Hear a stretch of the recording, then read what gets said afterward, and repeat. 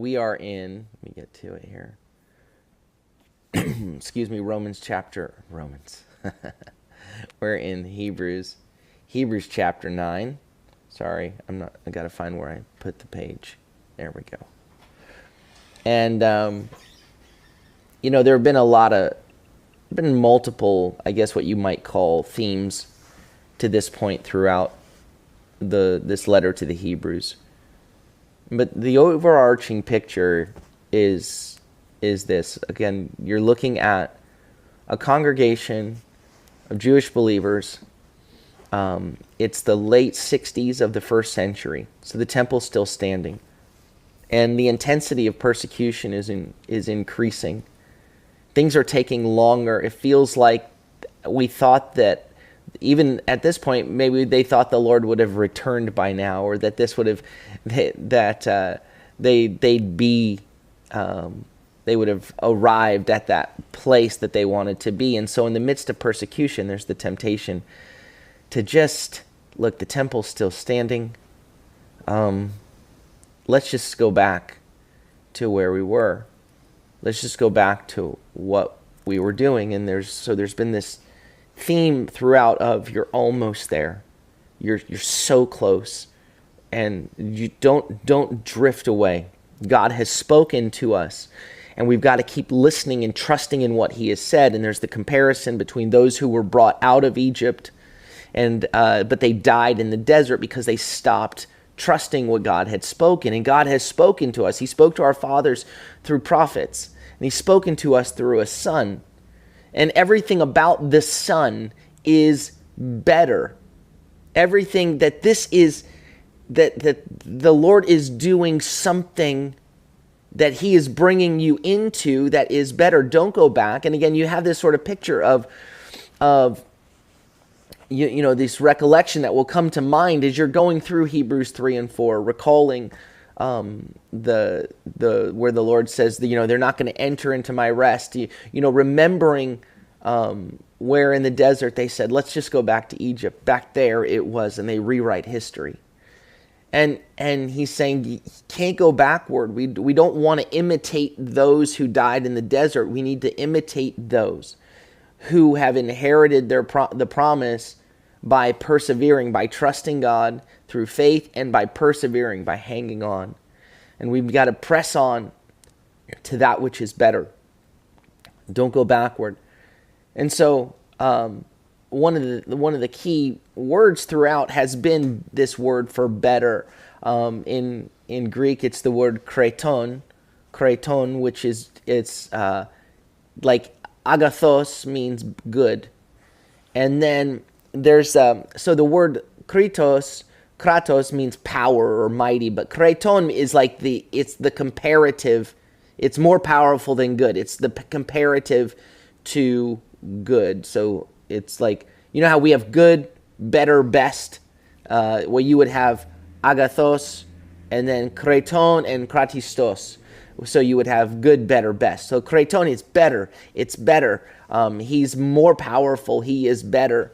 And so we saw in Hebrews 1:4, speaking of Yeshua, the Son is the better messenger, the one who has spoken, the better messenger. He became as far above, using that word for far above is better. He became better, as much better as far above than the angels, as the name He has inherited is more excellent than theirs.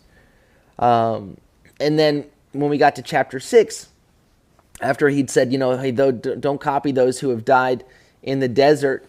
If we drift away and then we begin to stand away in chapter 3, we may begin to fall away, and then it's hard to come back from that. And He said, but I have confidence that there are better things for you that are coming with salvation, that the better is still in front. Keep going toward the better. So Hebrews 6:9 says, even though we speak like this, loved ones, concerning you, we are convinced of better things coming with salvation.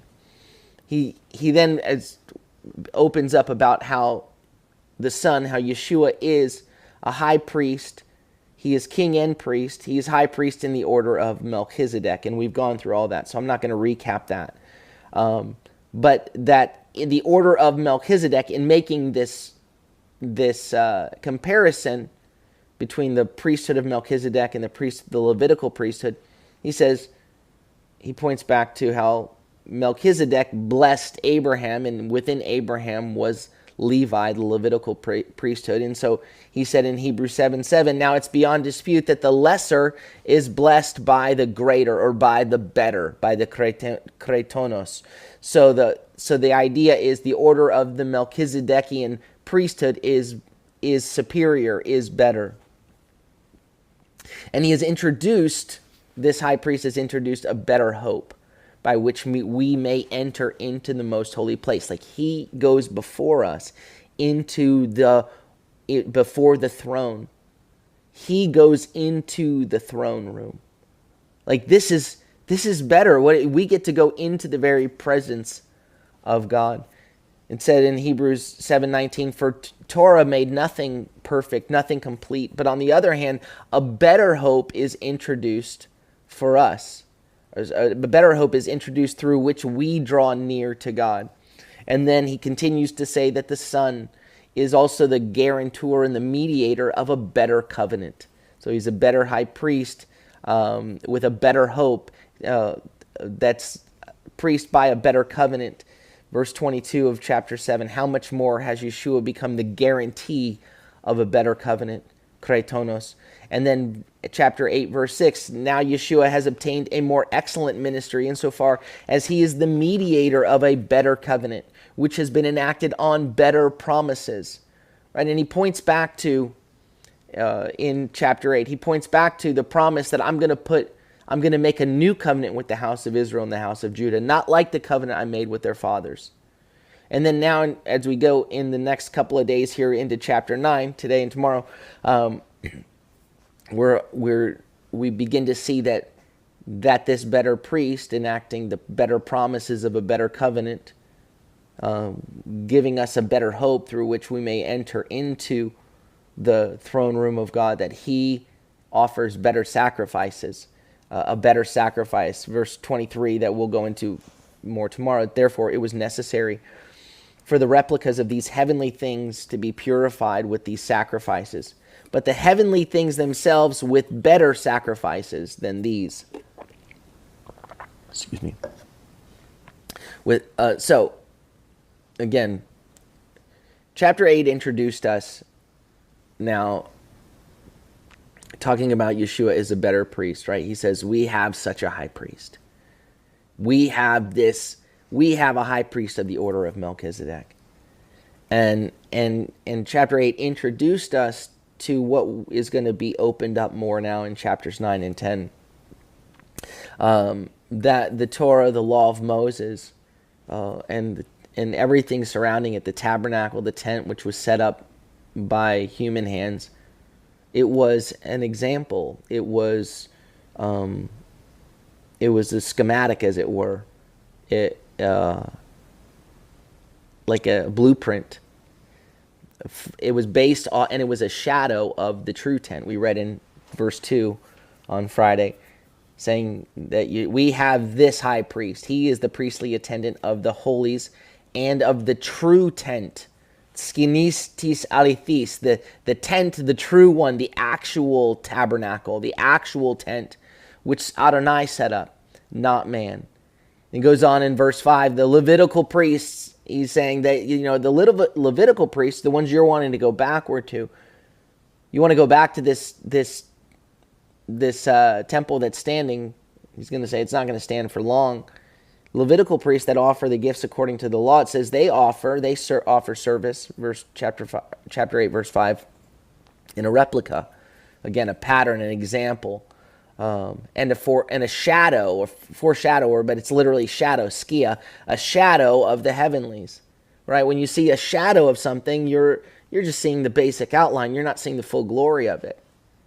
And so that the temple, the tent, the tabernacle, the place in which they offer service is in the outline, in the example, in the replica, in the shadow of the heavenly, of the true tent, One that just as Moses was instructed by God that when he was about to complete the tabernacle, for he says, "See that you make everything according to the design, to the tupon," right, to the likeness, the model that was shown to you on the mountain. Goes on to say that Yeshua, when he's talking about these better promises, says he says this, and he says it's a better covenant. He says the fact that a new covenant is, the Holy Spirit speaks of a new covenant in Jeremiah chapter 31, means as soon as he mentions the new by saying, I'm going to make a new covenant with the house of Judah, with the house of Israel, immediately that renders the first covenant, the covenant of Moses, as the old, right? As the old covenant. So the need for a new covenant means the first was insufficient or faulty. Why would God make something faulty or insufficient? That's the question we addressed briefly on Friday.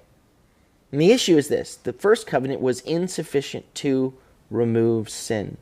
But it's not that God made a mistake. It's not like, I didn't think this through. I made this and then it's insufficient to, I should have thought it through. Let's scrap it. Let's do a new one. That's not what was happening. The Lord works in layers, right? He builds, he builds, and he brings understanding. He lays foundation. He prepares. That's what he does. He prepares the ground for what he's going to put inside of it, or what he's actually building.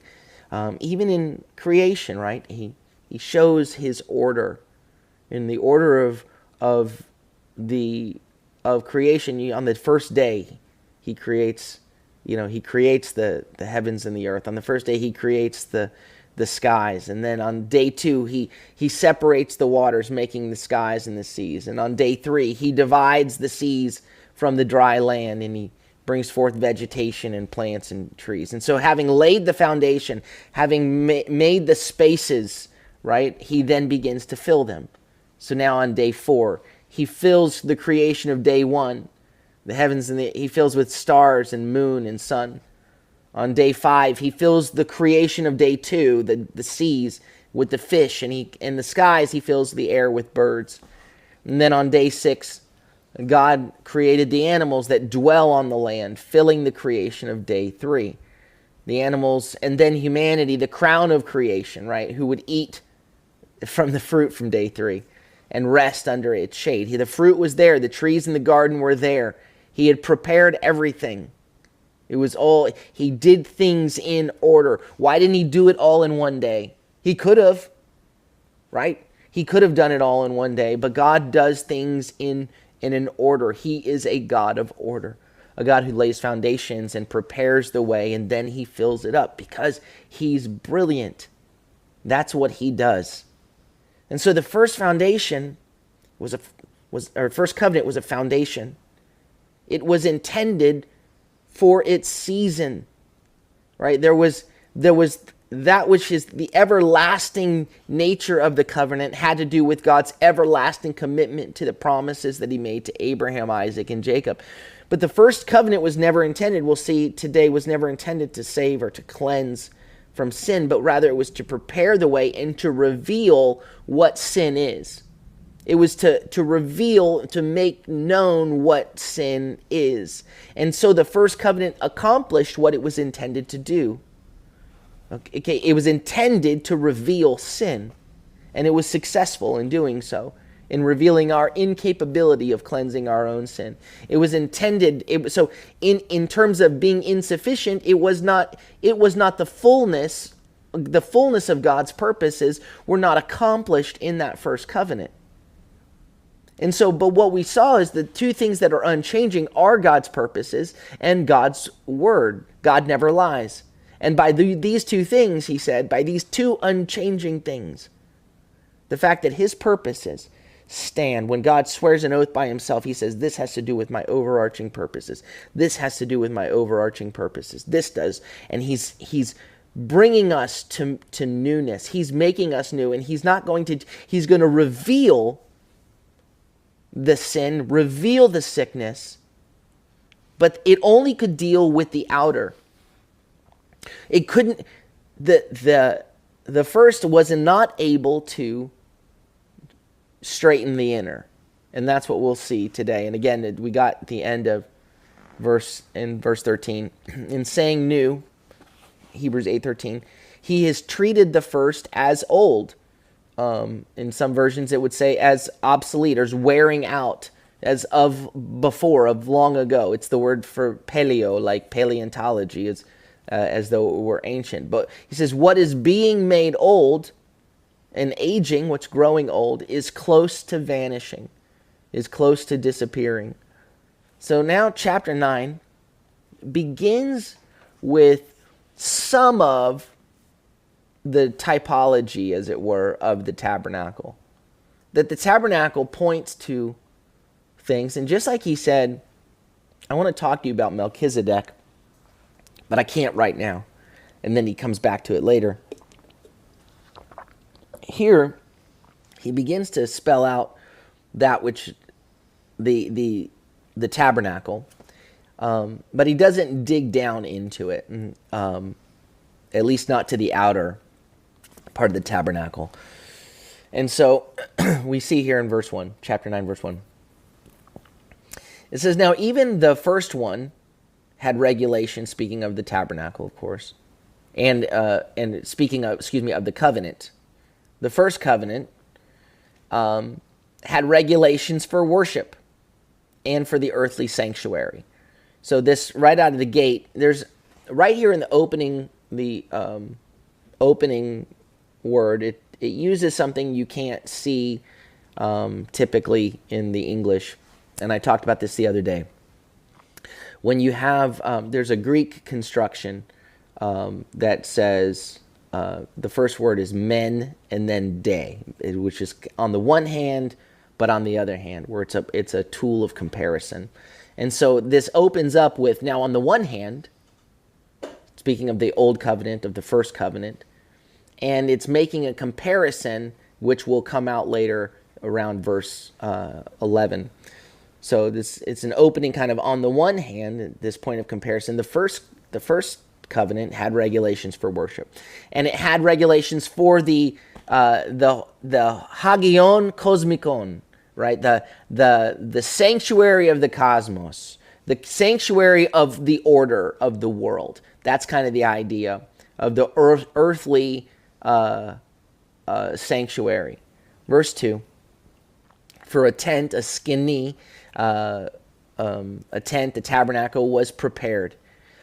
In the outer part, literally it says in the first part. So it says it was prepared. In the first part were the menorah, the table, the presentation of the bread. This is called the holy place. So he even actually skips from the outer courts and he goes to the actual tent, right? So you go to the tent, not to just, when you had the tabernacle had the outer courts that you would come in, and there were the sacrifices, the laver, the bronze laver, the washing, all of that was happening there. But he skips ahead to the first tent, and he says the first tent was the holy place, and it had the menorah, the table, the presentation of the bread.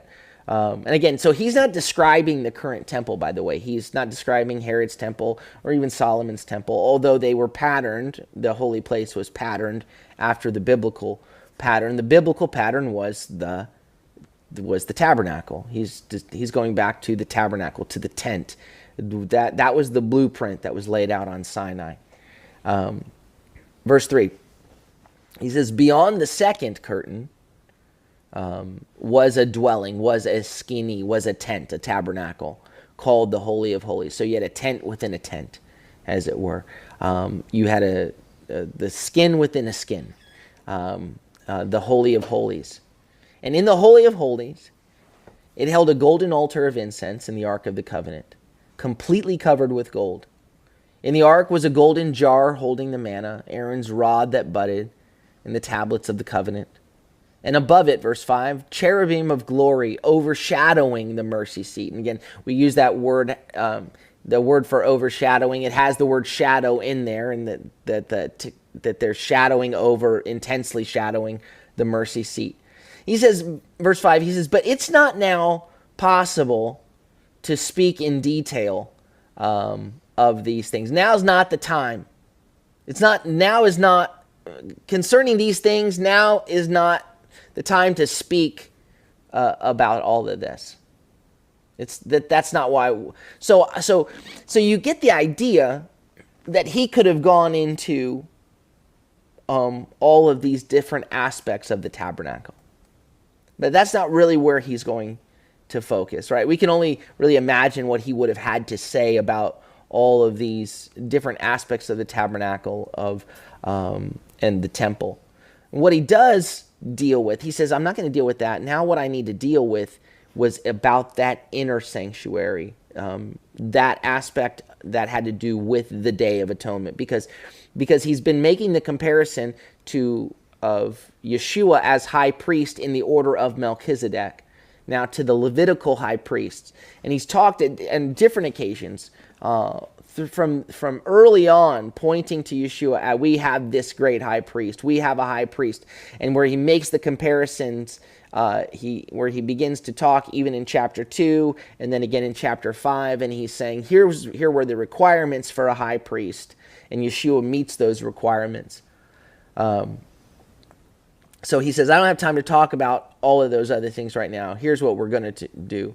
I'm going to go into the inner tent. He says, verse 6, he says, now with these things prepared this way, built this way, the Kohanim, the priests, do continually enter the first tent. Right? So the priests, the Levitical priests, they go in to that first tent while fulfilling the services. The word for completing there is the teleos, concerning the fulfillment, the completion, the goal of the worship.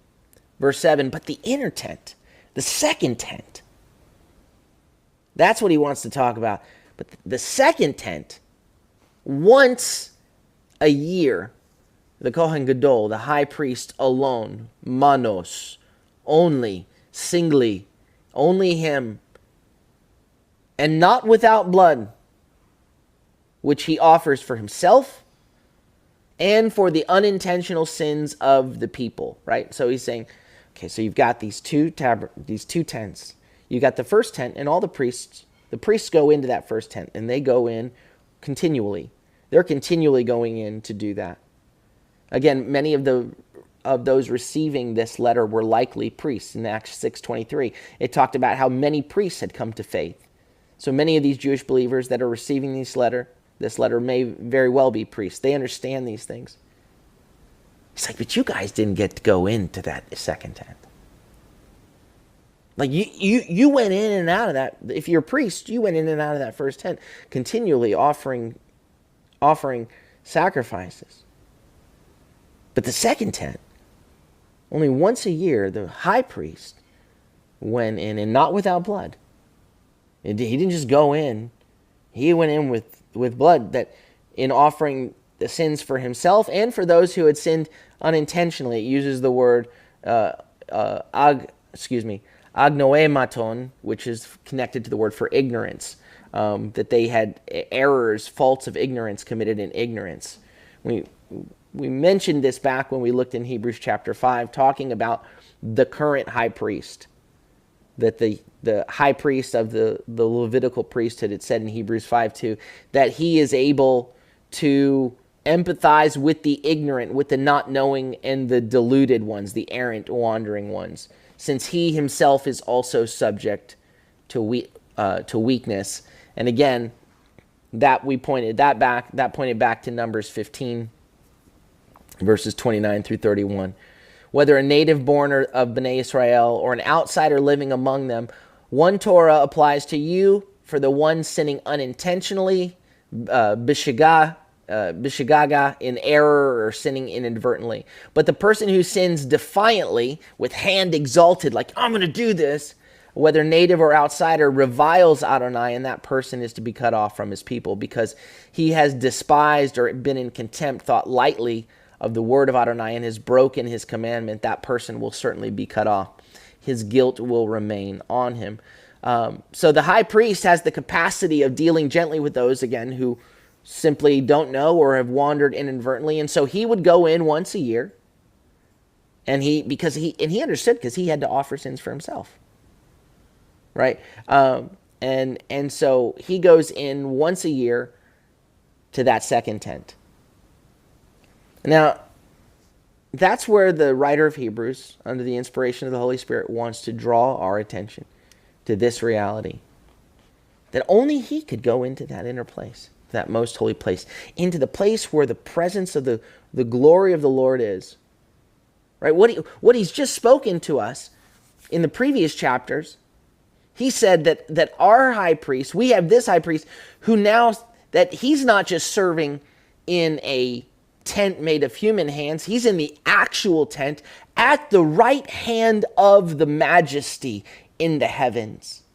And he has made the way. Like, he has led the way in. We are able to boldly approach the throne of God with confidence, with holding on to that full word. We're able to enter in. So there is a superiority to the hope that we have, because we are able to enter in. Not that he is in the actual throne room, at the right hand of the glory, of the magnificence of the Holy One. And so verse 8 says, by this whole picture of the high priest being the only one to go in, the Holy Spirit makes clear, he's revealing, diluntos, he's making clear, he's showing us that the way into the holies has not yet been revealed, or had not yet been come into view, while the first tent is still standing. Verse 9, now this was mind-blowing the first time it hit me. He says, it is a symbol for the present time.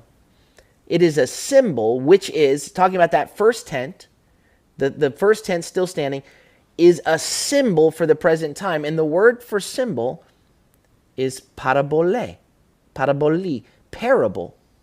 It's a parable. Right? The first tabernacle, the most holy place, is, he has said, it's an example, it's an outline, it's a shadow of the true. And the first one, it was a parable. It was a parable. The first system, this foundation, was a parable to give us understanding. The great teachers in our lives have taught us by opening us up to understanding, right? I mean, you can teach anything with all the technicalities that you want. You can really nail it down. And if someone comes to you and is brilliant, and they can talk to you about some sort of quantum physics using all the technical language, they may be brilliant, but they can't necessarily bring understanding to you, because you don't even have a foundation of understanding to grasp what they're talking about. So the ones who are great at teaching say, let me take something that you understand and paint a picture for you with it. It's like this. And all of a sudden they begin to paint pictures, and you go, oh, okay, that makes sense. Right? That's what those who desire to bring understanding do. Right? They speak to you with words and pictures that you can understand, so that you can grasp the greater reality. That's what a parable does. Yeshua taught in parables, right? Because he was pointing to a greater reality, but he came to us from a place to bring us into understanding. It's why when the prophet Nathan comes to David, and he didn't come head on at David with, you did this, regarding Uriah and Bathsheba, right? He came and he said, let me tell you about something. There was a guy that had like just one sheep, and he just loved that sheep. And he begins to paint this picture. And then a guy that had a ton of sheep, he was like, I want your sheep. And he took it. And David's like, that's awful. Like, his understanding was opened and he got it.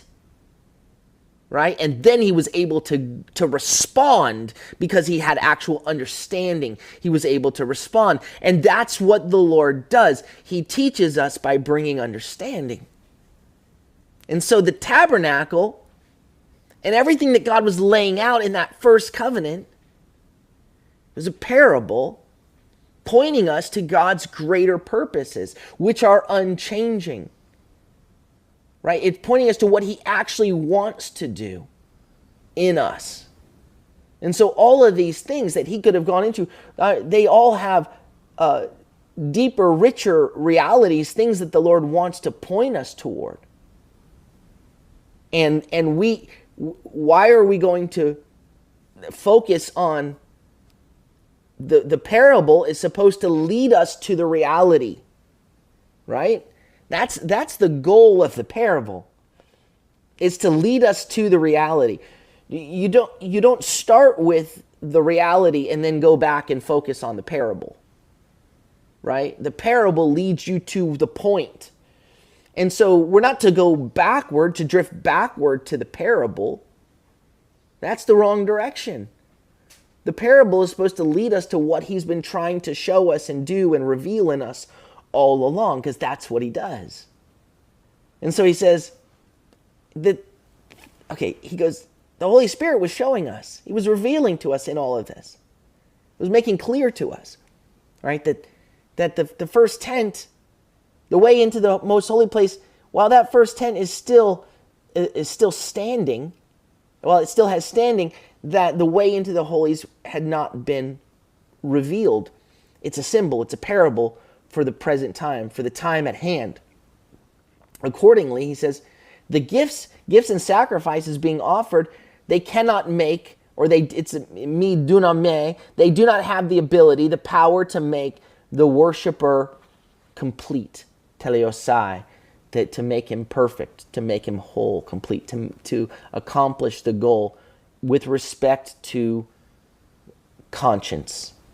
Sunedisin, which conscience is that, it's that with awareness of wrongdoing, right? So that this whole idea of conscience, it's the faculty to distinguish between right and wrong, that deep spiritual awareness.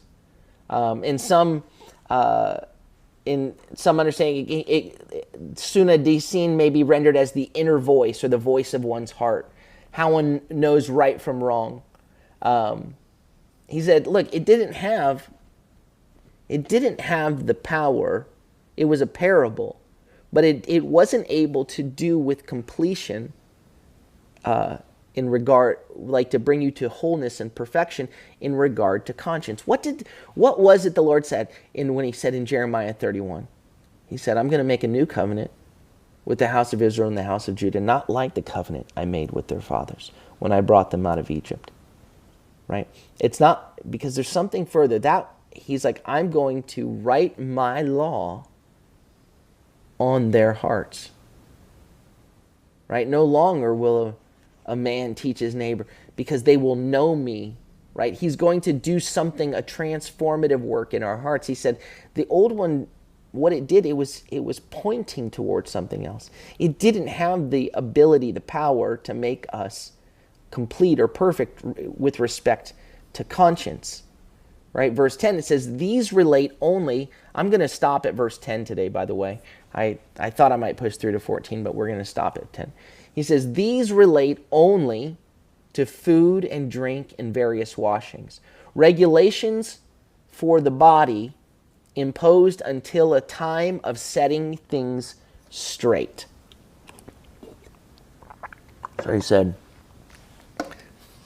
okay, so this is another one of those areas where I feel like it almost gives us a hint that when I go into this, that I think one of the reasons I think Luke might have been the writer of Hebrews. If you've kind of joined us since, you could watch the very first teaching on Hebrews where I go into that with more detail. But basically what he says is, so the regulations of the Torah, they had only to do with food, drink, various cleansings, again, regulations for the body, for the sarkos, with the flesh, for the time being. And then he says, until a time of setting things straight. Now, the time of setting things straight has to do with, he says, a karu diorthoseos. So diorthos is, orthos has to do with like orthopedics, with making things aligned, with making things straight. And so the D in the beginning has to do with like a second, a new. So in some versions it's a translated as a reformation, right? We think Reformation, our brains go immediately to theological terms, Reformation or whatever. But it's a reforming, a re-straightening, a realignment, right? So that the first, it's dealing with the outer. It's dealing with the cleansing with food and washings and various things. It's dealing with the external. But where things are really bent up, where things are really twisted, right? We've going through the Psalms and going through the Hebrew Scriptures, we've seen how one of the key words for sin is avon, which is having to do with being twisted. That this is a time of an internal setting of things straight. That things are being aligned within. The old was just focusing on the outer. It was a parable, it was a picture. But what the Lord wants to do is a real straightening within. Let me just read these following verses. We won't dig into them because now comes the other half of that comparison. I am going to, verse 11. But when Messiah appeared as Kohen Gadol, so now this is the day. Verse 1. Now on the one hand, men in verse 1. Remember I said men day is now on the one hand. But on the other hand, verses 1 through 10. Now, verse 11. But when Messiah, on the other hand, when Messiah appeared as Kohen Gadol, when he drew near as high priest of the good things that have now come, passing through the greater, the more perfect tent, right? That he's come through the teleoteros skinis, the complete tent, the tent of fulfillment, right? The one not made with hands, that is to say, not of this creation. He entered into the holies once for all. The high priest went once a year, but he went in to the holies once for all, not by the blood of goats and calves, but by his own blood. Right? Because the high priest, he's got to go in, and he can't go in empty-handed. We saw earlier. He can't go in. When he goes in once a year, and not without blood. Right? The high priest goes in once a year and not without blood. Well, Yeshua, this high priest of the greater high priest, he goes in once, and with his particular blood, with his idiu amatos, his own blood, having obtained eternal redemption. For if the blood of goats and bulls and the ashes of a heifer, sprinkling those who have been defiled, sanctify for the cleansing of the flesh, right? If this does this is sufficient for the cleansing, for an outward cleansing, to give you an understanding. The cleansing points towards something that's deeper and real. A cleansing, a straightening, a renewing that has to happen in the very core of our being, in the very core of who we are. You don't stop with just the outward cleansing, but now what the Lord, having laid that foundation, having given us that parable, now he's bringing the new and the fullness of his purposes. If the blood of bulls and goats and bulls and the ashes of a heifer, sprinkling those who have been defiled, sanctify for the cleansing of the flesh. Verse 14, how much more will the blood of Messiah, through the Spirit of eternity, the eternal Spirit, who through the eternal Spirit offered himself without blemish to God, cleanse our conscience from dead works to serve the living God. The blood of bulls and goats, they could be affected to cleanse for an outer cleansing. If that was possible, how much more would the blood, the particular blood offered through the eternal Spirit of our Messiah, of this great high priest, of the order of Melchizedek, the Lord says, I have sworn by myself, and that you are a priest forever in the order of Melchizedek, that he has the power to cleanse us in the innermost place, to cleanse our conscience, to do what the first could not do. So don't go backward to an outward cleansing. Stay focused on being transformed in the innermost place, being orthopedically straightened at the very core of who you are. That's really, and so why would we go backward from there? Okay, well, we'll pause there, and we'll pick back up tomorrow in the back half of chapter 14. May the Lord bless you and keep you. May the Lord make his face to shine upon you and be gracious unto you. May the Lord lift up his countenance upon you and give you peace. Shalom, shalom. Have a beautiful day.